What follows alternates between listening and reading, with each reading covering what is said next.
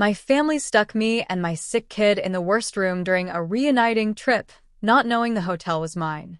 The reveal wasn't revenge. It was the boundary I should have set years ago, and everything that followed changed us. The room they handed me was down a short, half-lit corridor that always smelled like damp carpet and lemon cleaner. Right by the ice machine, across from the laundry closet, the one where the door didn't latch unless you kicked it in the right spot, I taught the staff.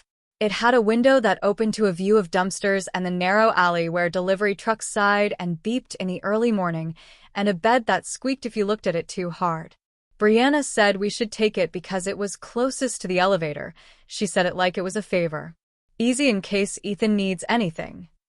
She smiled with all her teeth and none of her eyes. My mother stood behind her, arms folded, an eyebrow raised in that way that demanded I be grateful.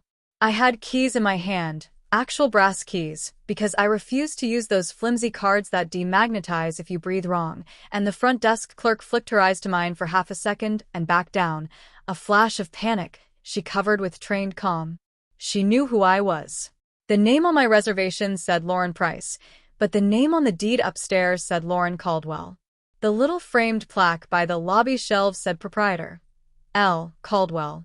People rarely read plaques unless it honors someone they think matters. I mean, it's just for a couple nights, Brianna said, like she was choosing gasket-cleaning tablets and not where my kid with a suppressed immune system would sleep. I smiled, slid the registration paper back, and took the keys to the worst room in my own hotel. I grew up in Dayton, Ohio, in a house with a dying rosebush out front and a mother who believed later meant never. Diane always needed you on her time. If you weren't quick, you were lazy. If you questioned, you were ungrateful. The living room had photographs that looked like ads. My sister in crisp junior high softball uniform, my brother holding up an honor roll certificate, my mother in the center of every frame like a sun we spun around whether we liked it or not. I learned early to talk softly, to clean up quietly, to leave room for other people's moods. Brianna, 3 years older, learned how to glide. She carried people's attention the way other girls carried purses. The world gave and she took. Our brother Andy, 6 years younger, made himself small enough to disappear behind a closed bedroom door and a pair of headphones. My father left when I was 8, and my mother married Ron when I was 12. A man with hands that were big and clean, and usually holding keys, a man who said he could fix things. He never fixed anything for me. He told me boys would take advantage if I was soft and I should act like I could bite. He told me my voice carried, when it didn't, and not to cry because nobody has time for that. By the time I had my own baby, I was an expert at swallowing. I got pregnant at 24 with a man who loved video games and short-term jobs, who once told me being a father was going to make me finally settle down, like I was a class he couldn't quite pass without a tutor. Kyle left 6 months after Ethan was born. He said he'd come back when I was less intense, which may be the most confusing breakup line of all time to give a sleep-deprived woman living on coffee and the hope of a nap. Ethan was sick at 6. We were at Dayton Children's for a rash that didn't fade and bruises in places that didn't make sense. I sat in that exam room with a jungle mural on the wall and the sucker stash in a coffee cup on the desk. A kind nurse named Alicia put a butterfly bandage on his arm after blood work, and a doctor with tired eyes said the words slow like steps. Acute lymphoblastic leukemia. He said it was treatable. He said kids beat it all the time now. He said the protocols were good. He tapped the keyboard, and I listened to words like port, count, protocol, and felt like my chest had turned into a room with no doors. We got used to the smell of antiseptic and old coffee. We memorized the weird, plasticky taste the hospital water had. I got new muscle memory for catching vomit with a towel, for holding tiny limbs steady. The chemo calendar pinned above my desk at home looked like a war schedule. Red squares for clinic, blue for labs, yellow for maybe fever, because fever could be anything. My mother showed up the first time with a bag of grapes, nail polish, and a lecture. She wanted to rearrange my kitchen so it made more sense. She told me to stop reading the internet. She brought new pajamas because the ones he's been wearing make him look small. She took a picture in the hospital room without asking and posted it with a caption about fighting. Our private crisis fused to her Instagram therapy. When people from my high school cut hair for a fundraiser, and my neighbor taped flyers to the community center board, suddenly my mother was the treasurer of the whole thing. She insisted funds be centralized so we could thank donors properly, which meant money moved through her bank first. She bought essentials with a card, groceries, and new carpet because she said my apartment smelled like bleach, a stack of matching shirts for our Team Ethan Day. She'd always been good with other people's dollars. We had good days, days where Ethan laughed so hard at a cartoon joke he forgot for a second his body had betrayed him. He got a little bald fuzz head and big eyes like a cartoon deer. He had a voice like paper tearing when he was tired, and I would sing him to sleep with dumb made-up songs about trucks and cats and nothing that mattered beyond that room. In the months when I was in the hospital, I worked nights at the Sycamore House, a stubborn, lovely 22-room hotel in Yellow Springs where the front porch creaked like an old friend, and we kept stacks of locally printed maps by the entry. I started as a housekeeper when I was 20, pre-baby, 20 minutes from home that felt like a town drawn in watercolor. It was owned back then by a widow named Miriam Shaw, who wore linen the way diplomats do, and kept her hair in a gray braid down her back. She told me exactly how to fold a fitted sheet and exactly why to keep real soap at the front desk because scented hotel stuff gives people rashes. She taught me not to weaponize welcome and not to treat money like it made anyone larger. In the worst of 2020, when the hotel emptied and the porch was so quiet the eaves chirped with birds we usually never heard, Miriam told me she was tired. Her daughter lived in Portland and wanted her to move. She didn't want to sell to a chain. She had watched me for years. She said that like she was handing me a velvet box, and she asked if I wanted to learn the back office. I learned budgets and costs, linen services versus owning, what a maintenance reserve feels like when a boiler looks at you wrong. I helped her negotiate a loan with a credit union that still used people instead of phone trees. I watched her write the number that would cut her free and place a weighted pen in my hand. We did a complicated dance. Miriam sold 51% to a small hospitality collective that believed in heritage properties, a phrase I pretended meant more than not ready to scrape for condos, and I bought 19% with a little loan and a lot of fear. I stayed on quiet owner under my married name in the books, my maiden name on everything legal. When Miriam eventually left, I dug my nails into the work and refused to let a lobby in a chain 20 miles away become my neighbor. I didn't tell my family. I didn't tell them how I spent my nights balancing numbers and my days in clinics balancing a toddler's heartbeat against a chart. I learned a thing about secrets. The ones you keep to feel powerful rot you from the inside, but the ones you keep to stay safe make you light enough to move. I kept this one for oxygen. The call about the family trip came on a Tuesday night, when I had an ice pack wrapped around Ethan's arm because his port had been cranky and he kept whispering, "Owie," like an apology. I had 2 open Google tabs with dosing schedule questions and a text from my night manager, Noah, about a wedding party that wanted to bring in their own sound system that would probably blow a fuse. My mother said, "We need a reset. We are all going to take a trip somewhere nice." She said it like a project plan. Your brother can get the time off, and Brianna already checked. She found a place that looks cute, the Sycamore House in Yellow Springs. Ever heard of it? She laughed at that, which is how I knew she had. She had directed Brianna to it the way she used to point to a dress on a rack and say it had my name on it, as if that made it mine. Brianna took the phone and shouted, "It's adorable. Like a movie set. We'll do a long weekend, Mom's 60 is coming up, and the kids can do the local hikes. You can get some air." "I can get air on my porch," I said. Ethan pressed his cold arm to his chest and blinked up at me. "Don't be negative," my mother said. "We all need this. It will be my treat. Consider it one tiny thing I can do in this situation." She softened on the phone when people could hear. She could remake her tone in an instant if the audience changed. "It's Ethan's treatment week," I said. "And," she said, and that single syllable walked through me like an intruder. "You can plan around it. Children need to see family. We will all help. You don't need to be a martyr in the ice bath, honey. There are words you stop explaining." I told her I'd think about it and hung up. Ethan said, "Are we going to the big house?" He had a way of naming places that felt truer than their real names, and it was a big house, even if the tax records called it a hotel. The next day, Noah texted me a link. Want to guess who just booked a block under Caldwell/Purcell? He added a little skull emoji because the staff knew enough to know my family was an ocean I hadn't wanted to describe. How many? I wrote. Ron booked 5 rooms, 3 nights. Asked for anything grand for your mom. Credit card is under your mom's name. I didn't comp anything, he wrote, because he is not stupid. Don't treat them like anyone, I said. No special favors. But make sure 17 is clean. No, he wrote. I swear I will burn 17 to the ground if you make me put you there. Do not burn 17, I wrote. It's right by the elevator. You are not taking 17, he wrote. I took 17. The week before the trip, Ethan got cleared for the weekend. He was tired but not too tired.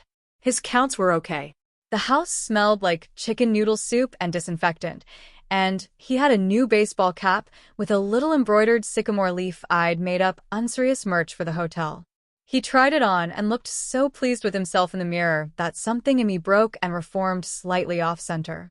My mother sent an itinerary via email. She loves bullet points. Friday, arrive by 3. Family photos on porch at 5. Dinner at Brown Dog. Saturday, hike light. Dinner on site. Sunday, spa morning for the girls, pool for the boys. There is no pool, but our neighbor has a community one, and brunch slideshow for mom's birthday. She assigned rooms in the email, like she was seating a banquet. My sister and her husband Derek got the corner suite. My mother and Ron took the front porch room, with the original fireplace. Andy got a queen with light. She put me and Ethan in the shore hall, closest to elevator, with a smile face like she was doing me a kindness. Noah called that night. Are you actually in on this? He said, like emotionally. Define emotionally, I said. I mean, are you going to be okay? He said, being the adult you are while your family is your family. Thanks for the riddle, I said. We'll be fine. He hummed. You did that hum, that means you're lying. You've never heard me hum, I said. I can hear it from here, he said. Noah is 28, loves spreadsheets and old neon signs, can fix a boiler with a wrench and an attitude, and once stopped a bat from touring the lobby with a towel and a peanut butter sandwich. He thinks in exits and ways to bring people water without asking. He is family, where the word doesn't ruin the day. He cleared his throat. Do you want me to set aside the river suite for you in case, he said, in case we need it? I'll be in 17, I said. Let them believe what they think they know. It wasn't a trick. It was a weather report of my tolerance. And if it rained, I'd get wet, and then we'd do something different. We arrived late because you can't leave for anywhere with a kid on chemo without the building deciding to rearrange time. Somebody forgot the blue frog stuffed animal.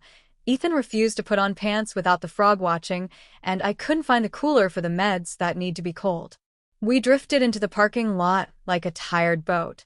The porch looked better than I remembered from 2 nights before, because you always see something fresh when you're not sweeping it. The string lights were soft, and someone had put fresh cuttings in a jar by the door. It looked like a promise. I knew that illusion was half my work, and still it worked on me. Brianna spotted us before we made it to the steps. Outfit, she said, bending down to touch Ethan's hat. Cute. She spit-polished a smudge on his cheek with her thumb, and he flinched like a little animal. Don't be dramatic, she said. I signed the register like a stranger. Noah stood to the side with that face he makes when he's concentrating on fairness the way some people concentrate on math. He slid me the keys to 17 in a folded paper envelope, understood without saying why my name wouldn't be said in a certain way right now. Brianna held up her key on its silver ring like a magic trick. Corner suite, she said. Only the best for the birthday queen. My mother swept into the lobby in a dress the color of oatmeal with $1,000 more. She brushed my arm with just enough pressure to claim it and said to the room, she's here. Good. No delays. Family photos at 5. Ron lurked behind her, big watch catching the light, voice like a bass that warbled when he faked warmth. How to make sure you actually made it, kiddo, he said to me like we didn't live in the same state. Ethan asked, can we see our room? which was better than him asking, "Can we go home?" So I said yes. Room 17 had the same scuff on the wall by the luggage rack that I hadn't been able to paint out completely. The AC window unit rattled on low. The bedspread was crisp. The bathroom sink dripped if you didn't turn it tight. It was fine, and I hated it for a second. That felt like betrayal of any person for whom that room is a treat, an escape, a vacation. I think you can hate something and still do it justice. I think maybe that's the only way to do certain things.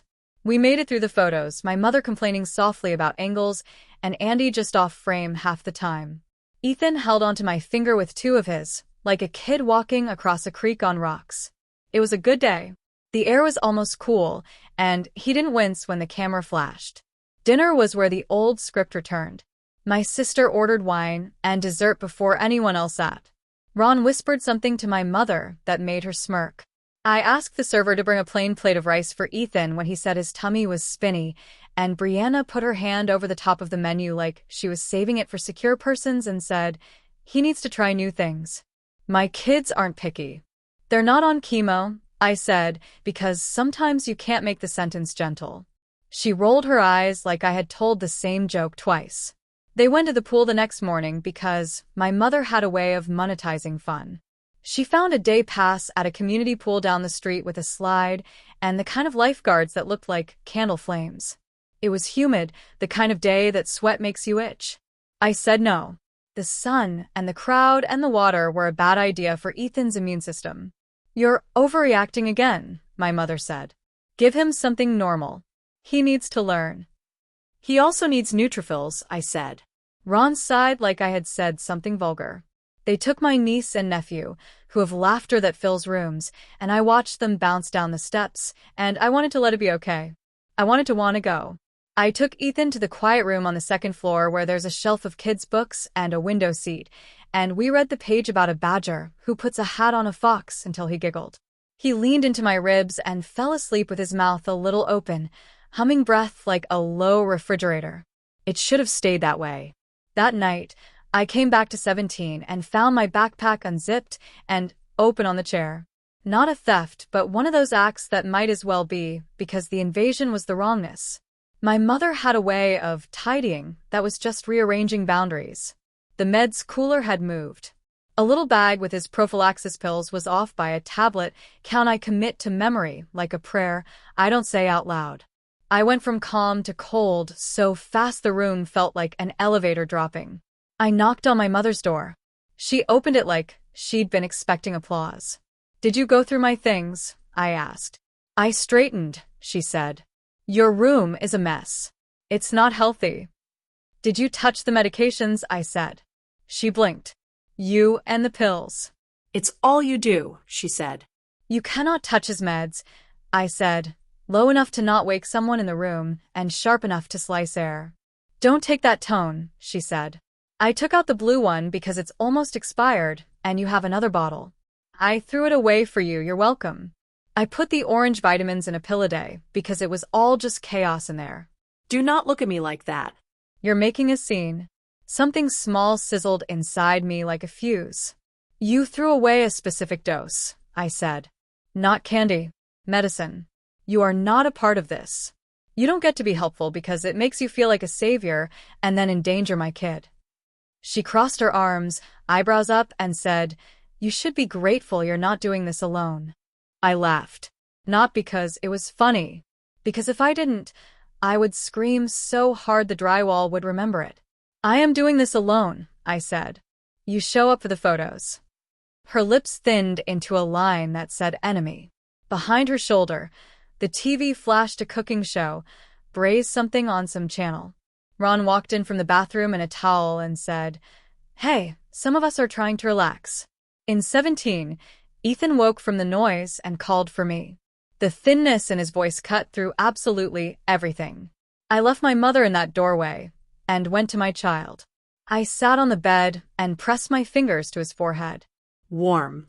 Not hot, but warm enough that I pulled out the ribbed digital thermometer and counted his pulse out loud like a metronome. His eyes were glassy. "I don't feel good," he said. "We watched the numbers. We could go to the ER if it was higher. We could call the on-call if it stayed. We had thresholds like little walls we could climb over if it meant safety. The number blinked slightly under the line. I breathed out. He dozed, face damp, and I lay on top of the covers because the sheets felt like an argument. That was the line. Not the room. Not the meal. Not the pool. My mother's fingers in my life, where the stakes were the highest, and she didn't even understand the door she'd opened. I wanted to burn the whole family structure down and sit in the ashes and finally hear quiet. The plan or the breaking point. Noah found me on the back porch at 7 the next morning with my laptop open to a spreadsheet and my face in that exhausted shape you don't see until you catch yourself in a window. The porch was empty, the morning light a soft wash across the town we baby this hotel in like a stubborn plant. "I need you," I said. He nodded like he'd been waiting to be asked. "I want documentation pulled on any charges they put on that card," I said. "Itemized. Printed. I want to know what, actually, specifically, I want to know if my mother charged the rooms with a card from Ethan's fundraiser. The visa with the butterfly sticker." He didn't even blink at how specific that was. "We run it through. We got a preliminary authorization on Friday. I can print the holds. Actual settlement is after checkout." "Do it," I said. "And pull the card images." He nodded. He knows which pieces of paper change a fight. "And I need to move," I said. "Not because of the room. Because if I sleep next to the laundry again, I will confuse the sound of the spin cycle with my heart." He smiled a small smile like he understood something about the place you are when your metaphors start to unravel. "We'll get you upstairs," he said. "And Noah, we're not doing a scene," I said. "We're doing seriousness, not drama." "Okay," he said. I called my friend, who is technically not my friend but my lawyer, which in this case is same. Kara is the kind of woman who wears low heels like a weapon, who wrote me into allyship through a clinic for single parents, who set up a simple trust for Ethan that had words in it like fiduciary and protective covenants and portability. She is the opposite of my mother's version of help. She is receipts. I told her what happened. I told her about the suspected card. I told her about the meds. I did not cry, and that, in her world, is sometimes the most stage one thing you can do. She said calmly, "If the fundraiser card is used for anything that is not his care or living expenses that directly support his care, it can be considered misappropriation. We start with a demand letter, copy any co-signatories, and if they don't make restitution, we move." "My mother thinks demand letters are just dramatic stationery," I said. Kara said, "My stationery is very boring. She can underestimate it. We put a plan together like a spine. Noah prints the receipts. I get a quiet suite upstairs set aside. I pick a time to talk where I can be the one who decides when it ends. I imagine walking into a conversation without apologizing for breathing. Ethan slept that morning like he was tracing the edge of something and circling back. He woke with cool skin and pink lips and asked for cereal. Crisis receded like a tide. I felt embarrassed for having been ready to tear apart walls. I felt incapable of trusting the quiet. At 10, my mother texted, "Spa at 11, girls." She sent a second text that said, "You can drop Ethan with us." The last time she watched him, she took him to a farmer's market and tried to get him to pet a neighbor's dog with a runny nose. "Spa is not on site," I replied. "I'm going to pass." She called immediately because some messages she won't let sit. "You're being selfish," she said. "I'm being careful," I said. "You're being dramatic," she said. "I'm being Ethan's mother," I said, and the line went quiet in that way where you can hear the words you left in the airway more than the old scripts. After I hung up, I picked up the thin binder Noah had set on the table. It contained a printout of my mother's reservation and the card authorization image. I recognized the butterfly sticker I let Ethan pick at the bank when we got the card for his expenses, because he said the blue one looked like sky that stayed. I traced the numbers with my nail through the plastic sleeve. The hold for the room block sat under that card. The spa down the street had a deposit charge to the same. The dinner last night. The pool passes. It was all right there in black and white. I had not been wrong about what I felt in my bones for so many years. I took a deep breath, that old cliché the body begs you to do when you forget. I pictured my mother's eyebrows going up, my sister's laugh turning sharp, my brother looking at his shoes. I pictured Ethan's eyes. He is 8 now. He watches more than he says. He hears tone like notes. He put his hand on my back last week in a way that made my eyes sting unexpectedly. He doesn't need a warrior. He needs a wall that won't move. He needs me to be not on fire.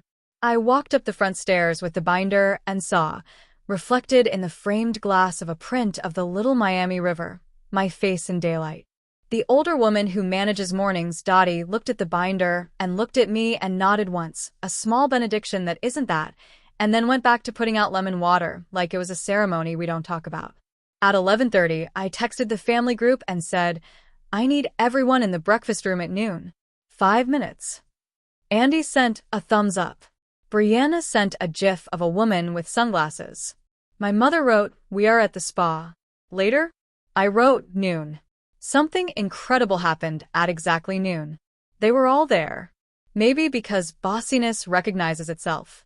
They sat down at the long table under the chalkboard with specials in careful handwriting, the remnants of breakfast pastries in a basket at the end, the air still smelling like good coffee and toasted bread. The ceiling fan spun slow, like it had decided we were worth the energy economy. Ethan sat by me, swinging his legs, sipping water like a small bird. I put the binder in the center of the table like a place setting. Before anyone says anything, I said, and if you want to know how hard it is to start a sentence without an apology in a room like that, imagine trying to break a habit you learned when you were 2. I need to get some information on the table. Brianna laughed around a croissant. Are we really doing this? She said, the word this elongated like gum. We are, I said. My voice did not shake. That felt like a miracle no one would write down. I opened the binder. Noah stood a respectful distance away, busying himself with a ramekin of jam like jam has ever needed that much attention. You booked rooms for this weekend using the card we set up to cover Ethan's care? I said. The one I've been using for his prescriptions, for rides to the hospital, for meals when we sleep on a chair. My mother's eyebrows went up. I put the deposit on it, she said. You said funds were for living costs, and we're all here because of this. It's all related. I'll pay it back in the next few months. The language says Ethan's care, I said. The boys at the pool are not care. Massages at the spa are not care. When you post pictures later you'll caption them with care, but the money doesn't understand captions. Ron leaned back in his chair, the universal body language for why are we making a big deal out of this. We'll cover it. Calm down.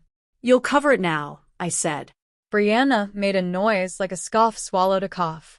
You're so dramatic, she said. We were celebrating Mom, and we always cover things by netting it out later. There is no later, I said. There's a ledger and there are rules, because rules keep sick kids safe. Because when you're exhausted and broke and terrified and somebody hands you a card with a butterfly sticker and says, this is to help, and you believe them, it shouldn't be a trick. It shouldn't be a way for people to feel good and then buy brunch. Watch your tone, my mother said. I am watching it. I am watching it be very reasonable, I said.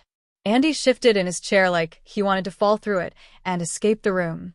He finally looked up from his hands. Did you really charge the spot of the card? He said to my mother. He's not used to saying things that challenge, and his voice sounded new in the air. It was just to hold it, she said. They put holds. We can change the card after. We didn't, I said. Because you didn't. But we will, today. You will pull your card out of that wallet you like to set down on tables like a trophy, and you will hand me a card with your own money on it, and you will stop pretending that what you do for appearances has anything to do with what keeps my kid from falling apart. Silence came like a drop sheet. You can't actually hear a room hold a breath, but if you've lived your life knowing rooms too well, it feels like a physical thing. Brianna broke it. It's not like you don't have help, she said. We all show up. We all put in. You're not the only one who does hard stuff. Okay, I said, and I did something that felt like I was ripping a bandage off skin. Time to open the other thing I brought. I set the binder aside and slid over a second clear sleeve with the image of a page in a frame. It was a photograph of the little plaque Dottie had cleaned last week with brass polish that smells like pennies, the one that hung near the front desk, the one that no one reads unless they think the information will improve their life somehow. Proprietor, L. Caldwell. I watched the chain of realization move across my mother's face like dawn moving across a room with a lot of clutter. Her eyes narrowed, then widened, then narrowed again, because new facts have to fight with old narratives to feel true. What is this? She said. It's my hotel, I said. Well, mine and our investors. Mostly mine now. It has been mine for a while. Brianna blinked fast. You bought a hotel, she said, like I'd announced I'd purchased a planet. I work here, I said. I run it, I own it. The words felt like stepping into shoes that finally fit. You own this place, Ron said. He laughed a small, gross laugh like he'd caught me in a lie I hadn't told. You don't have that kind of money. It's not about having money all at once, I said. It's about decisions and partners and work. It's about the kind of loans you get when people trust you. It's not your business, except to the extent that you will now all be dealing with me like you would any other owner, any other adult, without your hands in my pockets, your opinions in my prescriptions, and your pretend help tangled in my life. I turned to Noah. Noah, would you please print the updated folio with new card and move my reservation to the River Suite? I said. My voice did not go up at the end. It landed and stayed put. That's new. Noah said, Yes, Miss Caldwell. Because he is petty when he needs to be. He left through the kitchen like a stagehand doing clean magic. My mother stood. This is humiliating, she said. It doesn't have to be, I said. It looks a lot like accountability if you stop pointing cameras at it. You think you're better than us now, she said. No, I said. I think I am myself now. Andy said, You should have told us. A bit weakly. And done what with that, I said. Gotten business plans in my Christmas stocking and demands for funding people's new ideas about resin jewelry and flipping RVs? Endured Ron asking me who on earth co-signed, and my mother calling it a phase because I have always been a phase to you when I am inconvenient. Brianna scoffed. You always think you're a victim, she said. I think I'm a person, I said. I think my son is sick and has been for years, and I had to get small to fit into your idea of how you were helping. I am not going to do that anymore. Ethan's small voice came up like a bird. He has a way of putting the exact dagger in the exact softness without meaning to hurt anything at all. Grandma, he said, did you really throw my blue medicine away? My mother looked like she'd been slapped. It was almost expired. I was tidying. Don't be dramatic, she said. She slid into that last phrase because it always worked before, like a key that had opened every door for decades. Ethan made a face like he'd bit a lemon. Don't talk to my mom like that, he said. His voice was tiny. It made my lungs burn. Noah returned with 2 pieces of paper and a key on a ring. He set them in front of me. Suite is ready, he said softly. He looked at Ethan and winked like a conspirator. Bree, take your spa appointment or don't, I said. Ron, enjoy your day or don't. But the card on this weekend is now yours. When you finish your brunch, you'll go to the front desk and present payment. If you need a payment plan, we can talk like grown-ups. But the butterfly card is not yours. The butterfly card is his. It is for stomach pills and parking fees and chicken nuggets after labs. It is for a kid, not the version of our family you like to post about when you need to feel generous. I stood. My legs shook, which is what legs do when they are not used to holding a new posture. My mother opened her mouth. Ron reached for her arm. Before you tell me I am ungrateful, I said, understand that I am finished being grateful for crumbs while you hold the loaf and the knife. Understand that I made this place with my tired hands and my working brain, and you can either be here with us as respectful guests, or you can leave. Either option is allowed. Neither option includes touching a pill that does not belong to you. I lifted Ethan up because he looked a little pale. He fit on my hip like he had when he was 2 and never seemed to grow out of making himself small when the room got loud. We walked upstairs past the photograph of the river and the framed letters I make myself read sometimes when I forget the point. We opened the door to the river suite, and the quiet washed in like a friend you hadn't called back in too long. There was a bowl of apples in the little kitchen. Someone had folded a blanket on the foot of the bed like an apology. Ethan touched the window and said, We can see the trees. We can see everything, I said. I put the key on the table and felt like gravity had finally decided to be fair. They paid. Not in silence and not with grace, but they paid. You could hear it in the way Ron's boots hit the hallway later, in the way Brianna whispered at the desk about family rates, like that particular phrase would become magic if repeated enough. Noah told me, later, over mop water, that my mother did the thing where she pulls out 3 cards and picks them up and sets them down and says something about limits like she's juggling stress for fun. He said she glared at the plaque like it had lied to her personally. We had one good hour then. The kind of hour you keep with both hands. I made oatmeal in the small kitchen for Ethan and cut up an apple with a paring knife I keep in my car because I am a woman who has learned to be ready to feed people anywhere. He ate, he smiled a little, he watched a cartoon with a fox in a red scarf. We napped like we'd come to the end of a long road. Then my phone vibrated against the side table and started the second wave. Bree, you humiliated Mom. Mom, you have always been so ungrateful. This will break us. Ron, you will not see a dime if things were ever to be passed down. Wait and see. Andy, are you okay? I wrote back to Andy only. Yes. He wrote, I hate this, and I wrote, I know, and he wrote, I'm sorry, and I wrote, thank you. I sent the demand letter Kara drafted to my mother's email. It was 3 paragraphs, no exclamation points, perfectly quiet, perfectly plain. It gave her 10 business days to provide proof of payment reversal and to submit a statement of non-use for the fund card for non-medical expenses. It referenced the trust document she'd signed as helper early on when the fundraiser became its own paperwork, which is how you keep everybody honest. I sent a copy to Ron because he likes scant facts and loud opinions, and facts get louder when you make them paper. The next day, they left 2 hours earlier than planned, the way you leave a restaurant where you think the server looked at you funny. They did not hug me, which felt like losing a habit I didn't need anymore. Brianna whispered a small, wow, as if she truly could not believe I had chosen myself in daylight. My mother walked past me in a perfume cloud that made my throat itch. She looked me in the eye and said, you have always been hard work, the way a boss says you're fired. I did not meet it with anything. I held the door open for them because I am not uncivilized, and they clattered down the steps back into the shape of their lives. You could think the story ends there. You could think I stood in a lobby, tall and lit like a small victory, and the credits rolled. Life is long, though, and it cares less about narratives than people do. A week later, my mother had a small stroke in the kitchen while making tea. Andy was the one who found her. He called me from the front lawn, his voice a kind of shaken I had known since we were little. He'd had nightmares job after job, and them sometimes sounded like this. I drove to Kettering, parked badly, ran to the doors. The same antiseptic smell layered the air like time doesn't move inside hospitals. She was in a bed with a decent view. The monitor kept count like it is paid to mind things we can't.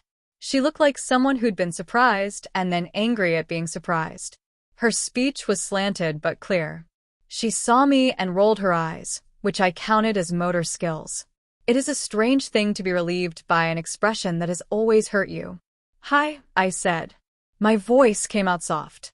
It had no anger left it, and that was useful here. You had to humiliate me, she said. Then, sit. I sat. Ethan colored a picture in the family lounge with a volunteer and a basket of broken crayons and didn't need me for 15 minutes because kids who spend years in hospitals learn the rhythms like a second language. Mom, I said, I need you to listen. She looked at the ceiling like she'd ordered better. Then, surprisingly, she did. I explained what I had explained before, but I did it in the measured voice you use for lab results and tax forms. I told her about the card. I put the words misuse and demand letter down like tiles on a table and didn't flinch when they made a pattern. I told her I wasn't in her story anymore. I was in mine. I did not cry. I held her hand. It felt like touching a statue of someone I recognized but did not know. For a second, a little streak of something that might have been regret wandered through her face and took a seat. I wanted us to look good, she said. I wanted to be proud when people looked. I wanted them to know I know how to do this. She meant how to be the mother everyone thinks is a prize. She meant how to be seen. You could just be kind, I said. That reads well from any angle. She smirked at that, and then her face went slack suddenly, and for a breath I thought we were losing her. It was a wave of something. It passed. She patted my hand the way you pat the couch to tell the dog to settle, and she said, "You really own that damn hotel," like she was reading a punchline delivered by the theater across town. I do, I said. She smiled without teeth, and for a moment, she looked like a girl who might have raised me if she had ever felt safe. Then she closed her eyes. She didn't die that day. She died 2 months later of complications, quietly like a secret you tell yourself, because it hurts less. The funeral was at Whitaker and Sons on Wilmington Pike, because Dayton is a mid-sized town with places that know how to hold people's hardness. I wore a black dress I'd had since a job interview at a bank when I was 19, a dress that never decided to hate me. I wrangled Ethan in a little suit jacket he hated, then let him take it off because I am not my mother. Ron did an efficient job shaking hands. He likes to take role in rooms where everyone is a captive audience. Brianna wore sunglasses inside and cried the way actresses cry when they want you to admire the technique. Andy stood near me, and occasionally our shoulders touched, and it felt like the second grade again when we hid under a desk during a tornado drill and whispered about how long it could possibly last. People stood and said soft things about my mother's laugh and her firm Christmas cookies and the way she always knew what your wedding needed. No one mentioned that she learned her kind of control because she was held so tightly as a child by someone who needed the world to look better than it felt. I didn't stand. I didn't say anything. I sat in the back and felt the weight of history, like a coat in August. After, in the cramped room with cold-cut trays and weak coffee, Ron pulled me aside. He has a mean whisper. He said, about the estate, like we had been talking at a bar and not in a room where people cut cheese into squares. He said there would be adjustments. He said my accusations embarrassed her in her last months. He said I shouldn't expect much. He smiled like a man with a secret hooked behind his teeth. Good, I said, and his smile faltered. I don't want anything. He didn't expect that. He didn't know what to do with the refusal of the currency he traded in. I filed the paperwork with Kara, anyway. We sent another letter. The money taken from the fund was repaid, not by my mother, but by the estate promptly because paperwork is fair when people are not. It went back where it belonged. We set up an automatic transfer to a savings vehicle for Ethan's future that I don't know the name of in shorthand to tell you here because nobody on my Facebook cares that I can say 529 without a pen.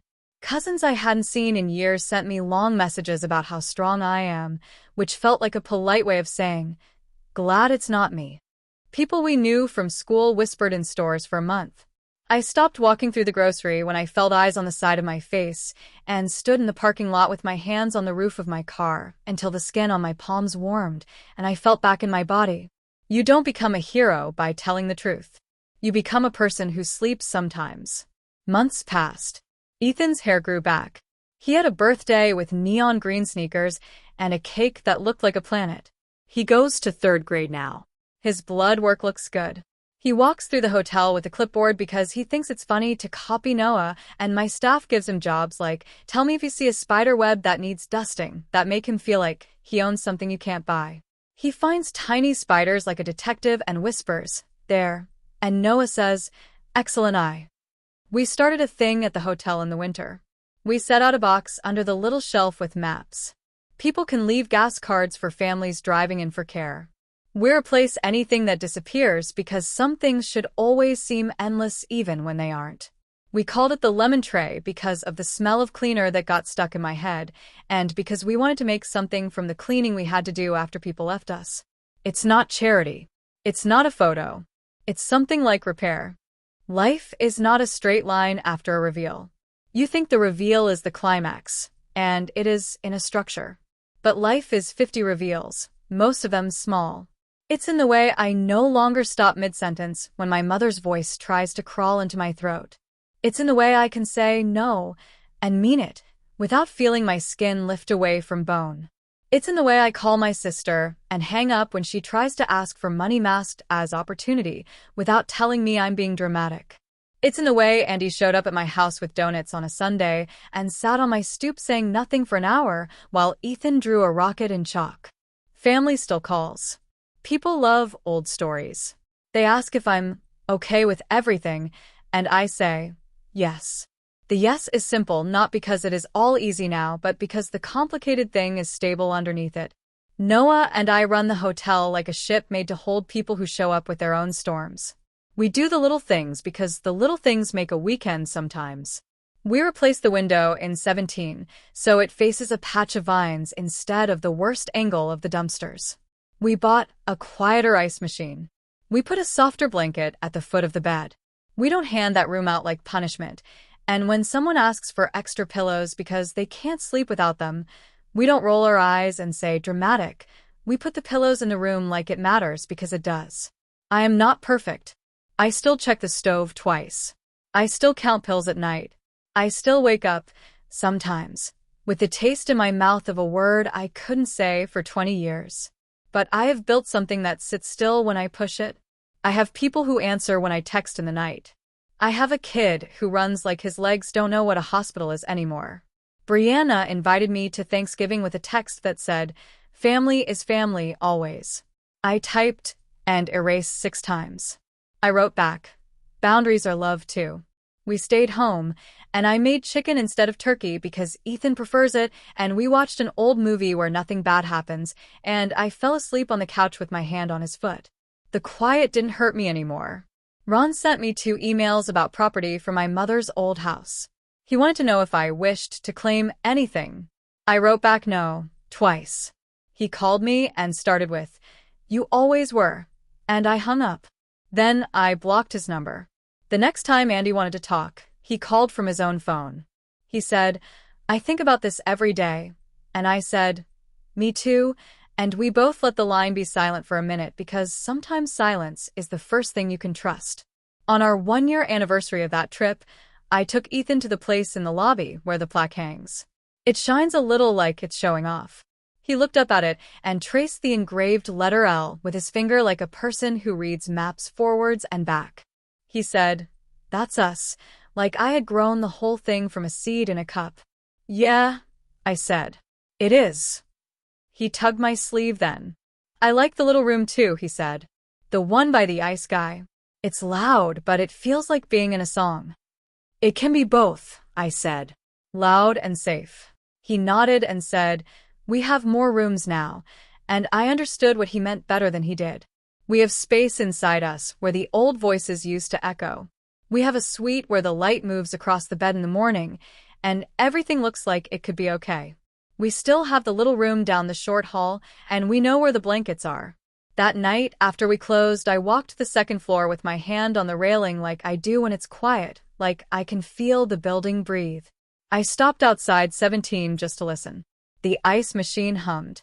The laundry room door clicked the right way.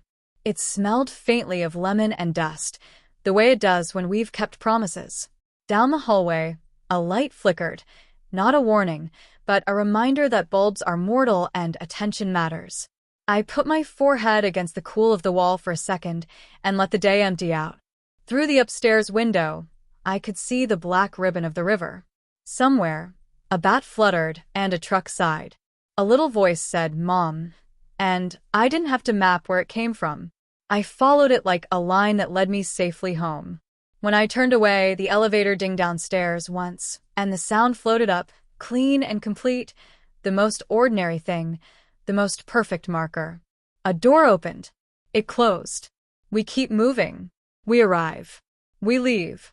The hallway held the echo for a second, then gave it back to the night. That was enough. What I learned is simple, and simple costs so much time. That feeling small is not humility, it's someone's design, and you can walk out of it. That documentation beats drama, and you don't need to throw a fit when you can slide a receipt across a table and say, "Here." That family is a word you don't owe anybody, and boundaries aren't mean. They are a gift you give the one child who can't lift his own. That sometimes power is just a key on a ring you decide to use. When I stood in that breakfast room and finally said what was real, I felt like a door opened in a house I'd been stuck in for 30 years. The house didn't collapse. I realized I'd been living in one room with the curtains drawn, listening to other people tell me the view. Now I open windows for a living. It gets noisy sometimes, and it's not perfect, but it's air, and we breathe it, and in the quiet that follows, you can hear the shape of your own life. That is everything.